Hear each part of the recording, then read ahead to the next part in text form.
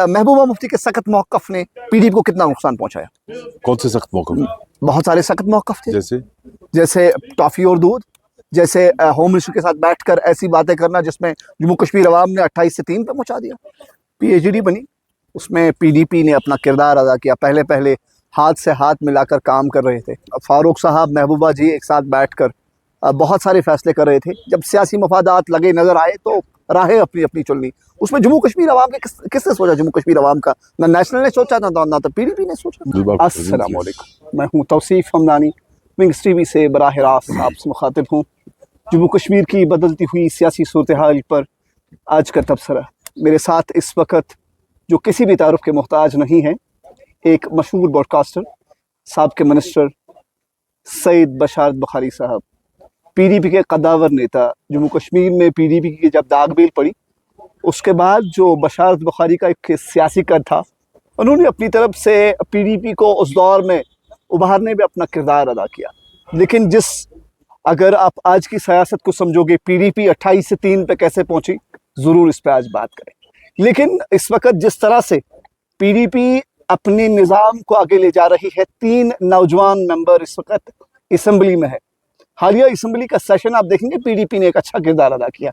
जम्मू कश्मीर की आवाम हर चीज़ को भांपती है, क्योंकि अब की बार जिस तरह से मैंडेट दिया गया नेशनल कॉन्फ्रेंस को, और अवाम ने अपनी तर्ज का एक मौक़िफ़ वाज़िया पेश किया कि हम किस तरह से इस जम्मू कश्मीर की सियासत को आगे ले जाना चाहते हैं। उसी सिलसिले में आज बात करेंगे सईद बशारत बुखारी साहब से, और मेरा एक नौजवान भाई जो हाल ही में जिन्होंने अब की बार अपनी सियासी प्रैक्टिस शुरू की है। पहले ये वकील है, हम वकालत की प्रैक्टिस को साइड में रखते हुए इसकी सियासी प्रैक्टिस पर बात करेंगे। जिसके विरसे में सियासत आई, साबिक़ मिनिस्टर के बेटे वक़ार खान साहब, जो एक नौजवान, एक एनर्जेटिक, लेकिन सियासत में अभी ऐसे नए हैं जैसे मैं सहाफ़त में हूँ। आज इनसे भी बात करेंगे। सईद साहब, आपका बहुत बहुत शुक्रिया अपना वक्त देने के लिए। क्या लगता है अब की बार? आपने अच्छा लफ्ज़ इस्तेमाल किया, सियासी practice. It's a new expression. कहते हैं ना, वो हम भी नए आए हैं। तो सईद साहब, कैसा लग रहा है अब की बार जो सफ़र शुरू होने वाला है? जिस तरह से 6 महीने अभी गुजरे हैं इस हुकूमत को, एक नया दौर। अगर आप पिछली हुकूमत देखेंगे, आप महबूबा मुफ्ती, उस पर सोशल मीडिया उतना इन्वॉल्व नहीं था। अब की बार सोशल मीडिया भी इन्वॉल्व हुआ। जम्मू कश्मीर नेशनल कॉन्फ्रेंस ने जिस तरह से आवाम के पास गई 6 महीने पहले, एक अपना मौक़िफ़ रखा, उस मौक़िफ़ पर वोट ले आई असम्बली में। आप इस पूरे असम्बली सेशंस को, जो दो सेशंस को कैसे मापते हो? बहस थे एक ब्रॉडकास्टर, बहस थे एक सियासतदान, एक साबिक़ सहाफ़ी, उस पर बात करते हैं। न मैं साबिक़ सहाफ़ी, न मैं ब्रॉडकास्टर, न मैं सियासी लीडर तो नहीं हूँ। मैं एक वर्कर की, मैं एक आम शहरी की तरह बात करूँगा। जिस तरह से आपके हुकूक है, मेरे हुकूक है। मैं अभी बात कर रहा था, मैंने कहा कि आप अपोजिशन को कभी इस तरह मत आंकिए कि ये हमारी अपोजिशन कर रहे हैं। अपोजिशन का पैमाना होता है कि आपने खुद अपने लिए क्या पैमाना खड़ा कर दिया है। मिसाल के तौर पर अगर आप कोई भी सरकार ले लीजिए, एनसी छोड़े, कोई भी सरकार ले लीजिए, जब वो अपने मंशूर में बहुत सारी बातें करते हैं, उसके बाद अगर वो कामयाब होते हैं या नाकाम होते हैं, आप जैसे सहाफ़ी या सब लोग उनसे सवाल पूछते हैं, या तो तारीफ करते हैं आपने कर दिया, या कहते हैं आप तो नाकाम हो गए। वो क्यों? बुनियाद क्या होती है? वो मंशूर। तो एनसी को भी अगर आप 6 महीने में आंक रहे हैं, या अपोज कर रहे हैं, या उंगली उठा रहे हैं, कोई भी वो क्यों उठा रहा है? उसी मंशूर को नजर में रखते हुए। अगर वो ये कहेंगे कि हमसे गलती हुई, हमने ये मंशूर दे दिया, no problem, will not speak about it, कोई दिक्कत नहीं। पर आपने मंशूर दिया हुआ है। अगर आप मंशूर से बदल जाते हैं, ठीक है, आप 5 साल के लिए हैं, अल्लाह ताला आपको हिम्मत दे, आपको हौसला दे, हम दुआ करते हैं आप कामयाब रहें, आप इस तरह के काम करें कि लोगों को आराम आसाइश मिल जाए। कोई ये नहीं चाहेगा कि, हम तो ये नहीं चाहेंगे कि ये नाकाम हो जाएं, लोगों को तकलीफ मिले, फिर हम ऊपर आ जाए ना, ऐसा गलत है। तो हम दुआ करेंगे कि कामयाब हो जाए।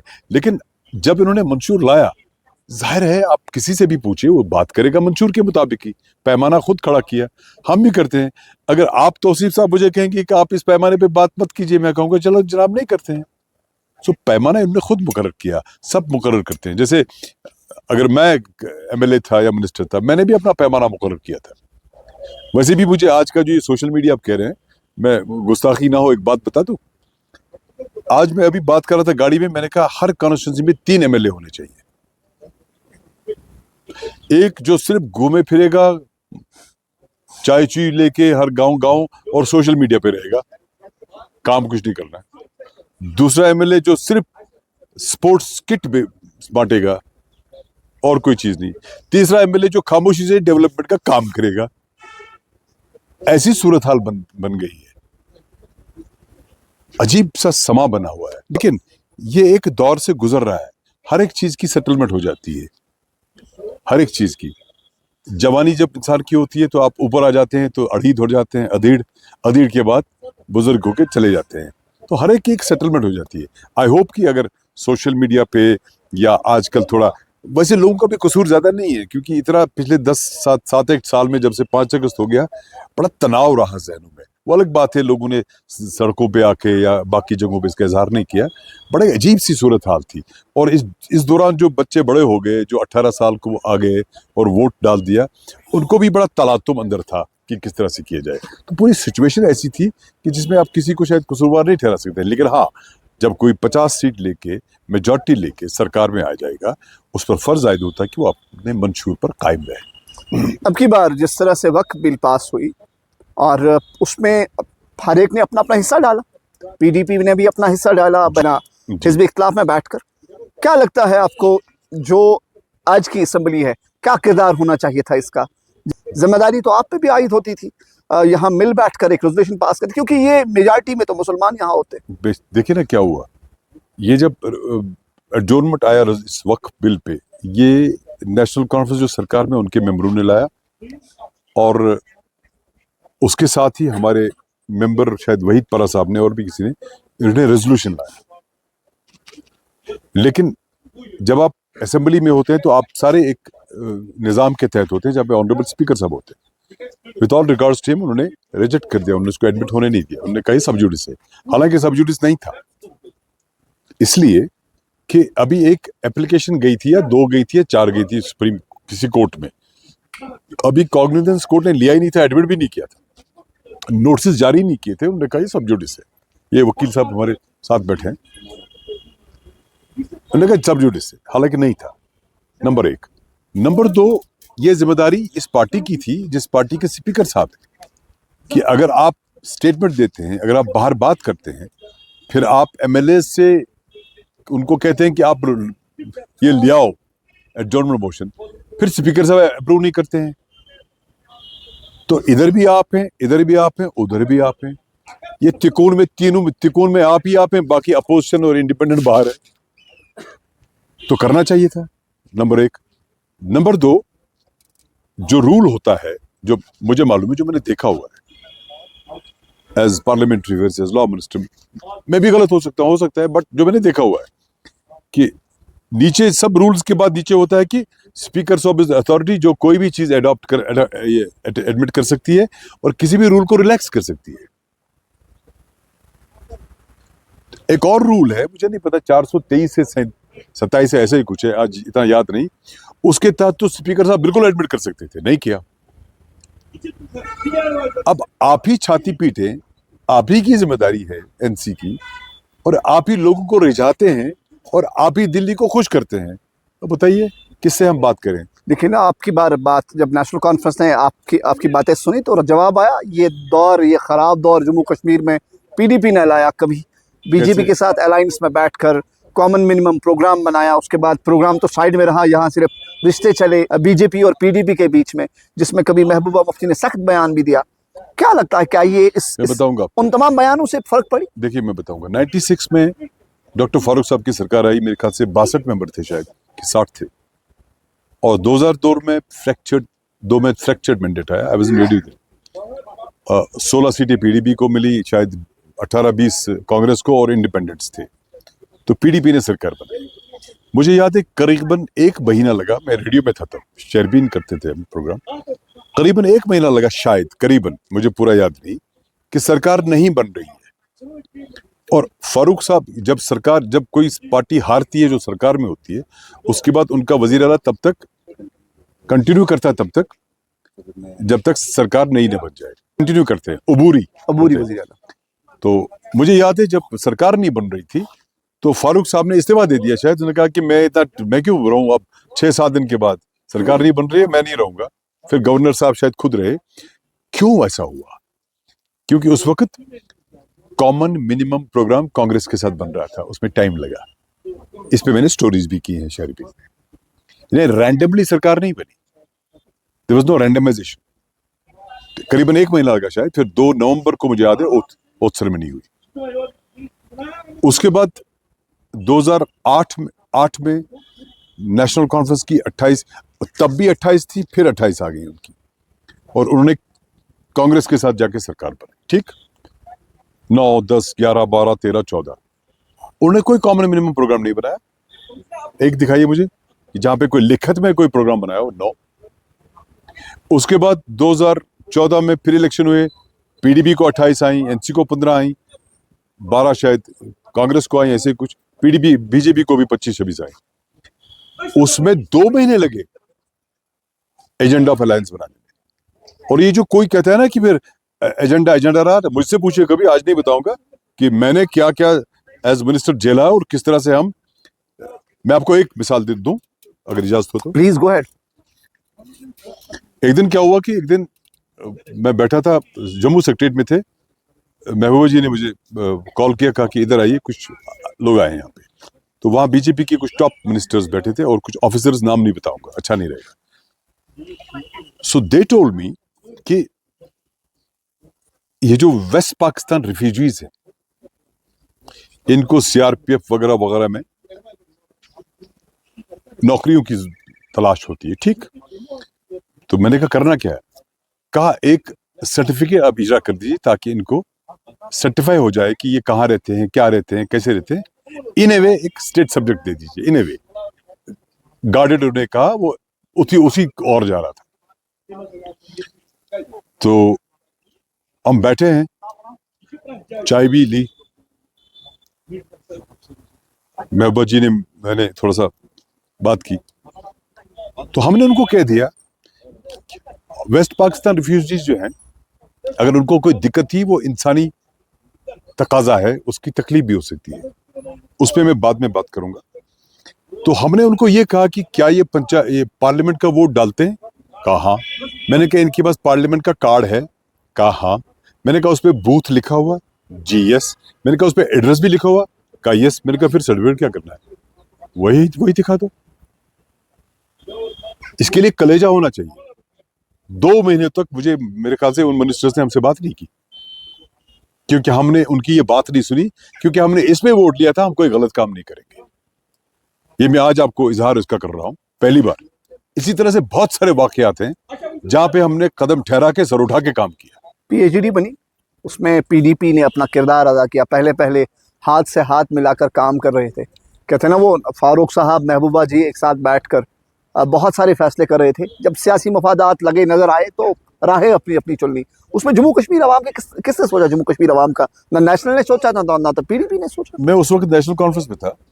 मैं इन्हीं 1-2 इख्तलाफात की वजह से मैंने इस्तीफा दे दिया। वो इसलिए कि मैं इसके हक में नहीं था, कि मैं ये हक में था कि पीएचडी बनाइए, जो इसका प्रोग्राम है उस पर काम कर लीजिए।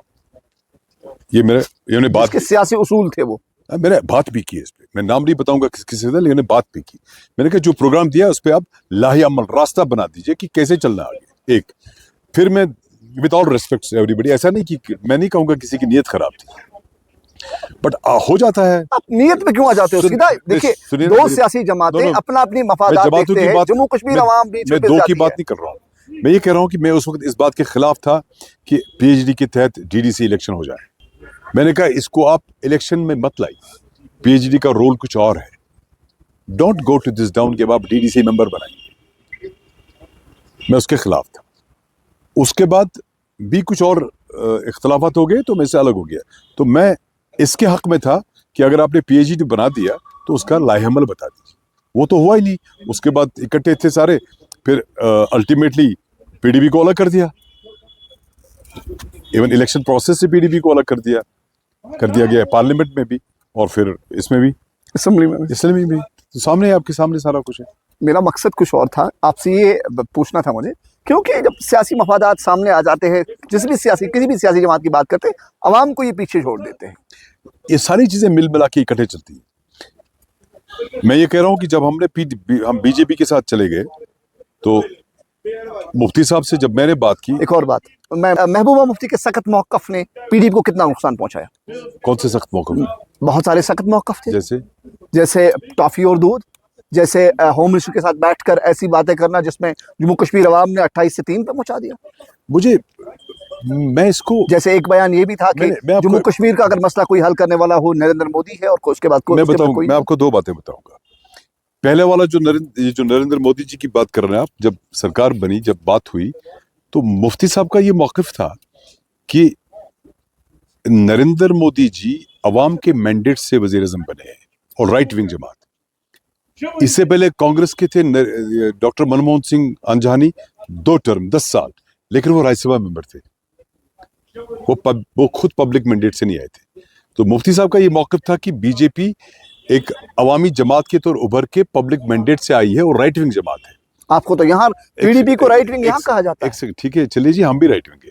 तो उन्होंने बताया कि अगर इनके साथ मिलके हम जिस चीज पे, मसले कश्मीर पे वोट लिया, अगर इनके साथ मिलके उसको आगे बढ़ा के कहीं हल हो जाए, जैसे मुफ्ती साहब ने कांग्रेस के दौर में जब बने, अगर आपको याद नहीं हो, आप छोटे रहे होंगे तब 2003-4 में, जब पूरा श्रीनगर से, अनंतनाग से लेकर बारामूला उड़ी तक थे, मुजफ्फराबाद इतने किलोमीटर, मुजफ्फराबाद इतने किलोमीटर, उसके बाद मुजफ्फराबाद बस गई उड़ी से, चक्कादाबाग से गई, बिजनेस शुरू हुआ। तो ये मुफ्ती साहब का मौक़िफ़ था, उस वक्त भी उन्होंने इस पे काम कर दिया। उन्हें पुल भी बनवाए, उन्हें हमारी क्रीरी में वाटर सप्लाई स्कीम भी दी, उन्हें सड़कें भी बनवाई, लेकिन उन्हें बेसिक मौक़िफ़ जो मसले कश्मीर के एतबार से उन्होंने बात की थी 2002 के इलेक्शन में, उस पर काम कर दिया। मुझे याद है, मैं उस जलसे में था जब डॉक्टर मनमोहन सिंह साहब ने इस टूरिस्ट सेंटर से बस मुजफ्फराबाद के लिए रवाना कर दिया। आई वाज देयर, मैं एमएलसी था तब, तो और ट्रेड भी। तो उन्होंने उस मौक़िफ़ पे बात करके उसको आगे बढ़ाया। ये इसके आप सब गवाह हैं, लोग गवाह हैं, और हिस्ट्री है, तारीख है, सामने है, अभी इतना दूर नहीं गए हम कि अब हमें याद नहीं रहेगा। वही सोच समझ लेके जब दोबारा सरकार बनी, उन्होंने कहा कि अगर हमें आगे बढ़ना है, जिसपे हमने वोट लिया, बात की कि मसले कश्मीर हल होना चाहिए, ये राइट विंग जमात है, इनने मैंडेट से आए हैं, इनसे ही बात करके इस मसले को आगे हल करना चाहिए। ये एक, उसमें पुल का कोई मतलब नहीं है। मुफ्ती साहब ने कहा कि अगर पुल के लिए वजीर आला बनना है, सड़क के लिए बनना है, तो मेरी उम्र वो नहीं है, मैं नहीं बनूंगा, बट ये चीज को आगे बढ़ाना है। और अगर आपको याद होगा, जब मोदी जी का जलसा हुआ यहाँ पे शेर कश्मीर स्टेडियम में, मुफ्ती साहब ने वही बात की जो वाजपेयी के सामने की थी, वाजपेयी जी के सामने 2003 में। इट वाज अप्रैल 17 की कुछ था। मैंने उस जलसे की रनिंग कमेंट्री की है 2013 में। उसमें मुफ्ती साहब ने वाजपेयी जी से कहा, मुझे कोई ज्यादा कुछ नहीं चाहिए। 25,000 लोग थे सामने। ये पहला वक्त था कि 87 शायद के बाद पहली बार किसी वजीर आजम ने श्रीनगर में तकरीर की, क्योंकि मिलिटेंसी हुई, उसके बाद वो आर्मी कैंप्स में जाके बात करते थे। तो मुफ्ती साहब ने कहा, ये सब लोग जो आए हैं, ये हमारा हल चाहते हैं, अमन चाहते हैं, पाकिस्तान के साथ दोस्ती और मसले कश्मीर का हल। मैं रनिंग कमेंट्री कर रहा था, वाजपेयी जी उठे, उन्होंने पाकिस्तान की तरफ दोस्ती का हाथ बढ़ाया। एक और आप तौसीफ साहब, आप यकीन नहीं करेंगे, अभी जलसा खत्म नहीं हुआ था, जनरल परवेज मुशर्रफ ने कहा मैं तैयार हूं। इसी तरह से मुफ्ती साहब ने 2015 में नवंबर में शेर कश्मीर स्टेडियम में वहीं पे बात की, जैसे वाजपेयी जी थे। तो मोदी जी ने इनकार कर दिया।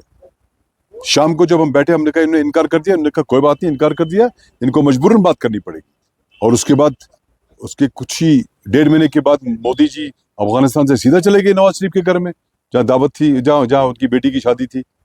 तो मुफ्ती साहब उस वक्त हॉस्पिटल में एडमिट थे, एम्स में। वहां पर उन्होंने कहा, मुझे मालूम था ऐसा होगा, इनको बात करनी पड़ेगी। ये एक आज़म होता है, एक मौक़िफ़ होता है, उस पर आप डगर पे चलते हैं। पॉइंट आपने बोला था, टॉफी हो रही है। मैंने उस वक्त से भी, जब मैं पीडीपी में बीच में नहीं था, तब भी मैंने इंटरव्यू में ये बात कही है, मुझे याद नहीं किसको बात की है। मैंने कहा कि मैंने उसको भी, उस वक्त भी इसको आंका, और आज भी आंक रहा हूं, कि वो महबूबा मुफ्ती नहीं बोल रही थी वज़ीर आला, वो एक माँ बोल रही थी। इसलिए कि 50 लोग नौजवान 18 से 16 साल 11 साल के लोगों को बाहर निकाल के पथराव करवाते हैं आर्मी कैंप पे, अब जैसे थाने पे, वहां से क्या आता है, गोली आती है, मरता कौन है, ये बच्चा। तकलीफ सबसे ज्यादा किसको होती है, माँ को। ये बड़ा आसान है कि आप किसी को तैयार करें पथराव करने के लिए, फिर वो मर जाता है, फिर आप ही उसको कांधा देते हैं और आप उसके घर वालों को कांधा नहीं देते, कहते हैं हमारी लाश है। मैं उसको उस वक्त भी और उसके बाद भी और आज भी, विदाउट कि मैं जब पीडीपी में नहीं भी था, मैंने इसको देखा कि ये एक माँ की बात थी, कि एक माँ के एहसासात की तर्जुमानी थी ये मैंने उस वक्त कहा जब मैं पीडीपी के साथ नहीं था, तब मैं कह सकता था गलत कहा, बट हकीकत है। पीडीपी के जितने भी मैंने कदावर नेता देखे, वो मैंने वाजपेयी की तारीफ करते हुए देखे। उसी के पीछे अगर आप नेशनल कॉन्फ्रेंस की कहानी सुनोगे, वो कहते हैं ये तो अडवाणी साहब ने पार्टी बना दी। मैं अभी कह रहा था किसी को 1999 मैं अभी किसी से कह रहा था, मैंने कहा इलाक हिंदुस्तान के साथ फाइनल किया नेशनल कॉन्फ्रेंस ने। अगर उन्होंने उस वक्त ये बोला होता, क्योंकि उस वक्त कांग्रेस थी, अगर उन्होंने उस वक्त कहीं आईन में ये रखा होता कि देखो भाई साहब कि एक, जम्मू कश्मीर में और कोई पार्टी नहीं बनेगी, दूसरा कि कोई भी पार्टी जो मुल्क में बनेगी उसके साथ आप कभी नहीं जाएंगे, तो हम कहते हैं हमने गलत किया। ऐसा कैसे हो सकता है कि आप इलाक करते हैं, ओके कर दिया, फिर फाइनल करते हैं, फिर आईन बनता है जम्मू कश्मीर की कॉन्स्टिट्यूएंट असेंबली में, उसके पहले पेज पे लिखा होता है कि जम्मू कश्मीर हिंदुस्तान का अटूट अंग है, ठीक है। फिर कोई यहाँ पार्टी बनाता है, आप उसको फटाफट बोलते हैं दिल्ली ने बनाई, तो आप लिख देते हैं उसमें कि जनाब यहाँ पे एक ही पार्टी रहेगी, वो नेशनल कॉन्फ्रेंस है। दूसरी बात, इंपॉर्टेंट बात यह है कि उस वक्त कांग्रेस की जमात थी, आप ये भी कहते कि हमारा इलाक सिर्फ कांग्रेस के साथ है, हम मानते, आपने मुल्क के साथ इलाक कर दिया। अब महाराष्ट्र का, यूपी का, पंजाब का, हरियाणा का, राजस्थान का, आसाम का, मिजोरम का, आंध्र प्रदेश का, ये किसको कब वजीर आजम बनाएंगे, किस पार्टी को बनाएंगे, हमको क्या मालूम यार। अगर ये गलत बात है, हमने गलत किया। कल परसों ही एनसी के लीडर्स ने कहा, बड़े लीडरों ने कहा कि हम मरकज के साथ पंगा नहीं, हमें काम करना है। तो जब आपका ये मौकफ सही है कि आप मरकज के साथ चलना है और पंगा नहीं लेना, काम करने हैं, तो अगर हम चले तो कौन सा गुनाह किया। आप कहें तो वाह वाह, हम कहें तो गुनहगार। सईद साहब, आज जिस तरह से तफसील के साथ आपने अपना वक्त दिया, सियासी अमूर पर, इल्मी अमूर पर, और जो तारीख गुजरी है उस पर हमने थोड़ा आज बात की, उस पर, उसके लिए बहुत बहुत शुक्रिया। और आपसे बहुत बड़ी, ऐसे भी मजा आता है। मेरा एक शेर है इसमें, मैं बता दूं? जी जी। क्योंकि अक्सर आजकल झूठ बहुत चलता है। जैसे मैंने जितने भी काम किए 2016 में, आज के लोग कहते हैं हमने किए हैं, क्या कर सकते हैं, यू कांट से इट। तो मैंने एक शेर लिखा हुआ, गजल है, उसका एक शेर है, अरे वो झूठ के रहबर मैं कल के कल ही आया हूं, अरे वो झूठ के रहबर मैं कल के कल ही आया हूं, जनाजा सच का पढ़ के अब इलाका सब तुम्हारा है। उस पर मैं एक और अपना शेर सुनाता हूँ। सर से लेकर पाँव तक सारी कहानी याद है, आज भी वो शख्स मुझको मुँह ज़बानी याद है।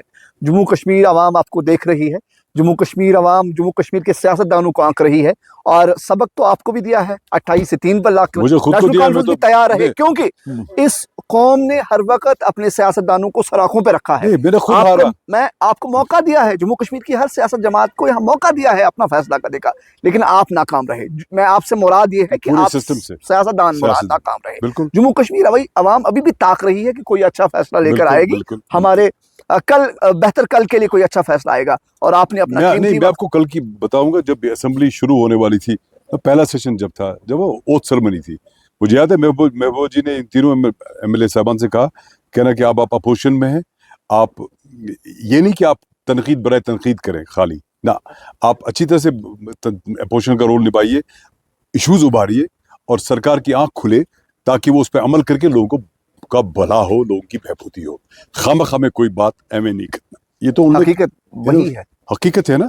उन्हें कहा कि अच्छी तरह से करिए, बात करिए, ताकि लोगों की बेहबूदी हो जाए। वो दिन गए कि हम जम्मू कश्मीर की सियासत को एक, कहते हैं ना, वो उनको इंटरनल पार्ट समझ, लेकिन अब ये अवामी सियासत हुई है, हर शख्स समझता है सियासत के। बड़ा अच्छा लगा, मुझे बहुत अच्छा लगता है, मैं बहुत सीखता हूँ आपसे। आप हमारे उस्ताद भी है, सहाफत की दुनिया के कैसे बेताज बादशाह हो, जिन्होंने शेर भी, जम्मू कश्मीर, रेडियो कश्मीर जब रेडियो कश्मीर था, तो वो मुझे आज भी वो अल्फाज याद है, ताज़ा तरीन तज्जियों तबसरों मुरासलों से आरास्ता प्रोग्राम, वो दिल खुश होता था। हमने भी सीखा है आपसे। आज आपने बहुत कीमती वक्त अपना दिया मुझे, उसके लिए बहुत बहुत शुक्रिया। बहुत शुक्रिया। थैंक यू सईद साहब। थैंक यू वेरी ये थे सईद बशार बुखारी साहब, जिन्होंने 90 तुले अल्फाज में पीडीपी का दिफा भी किया, सियासी बातें भी की, लेकिन अवाम सब जानती है कौन कहाँ खड़ा है। मुझे इजाज़त दीजिए, आपका बहुत बहुत शुक्रिया।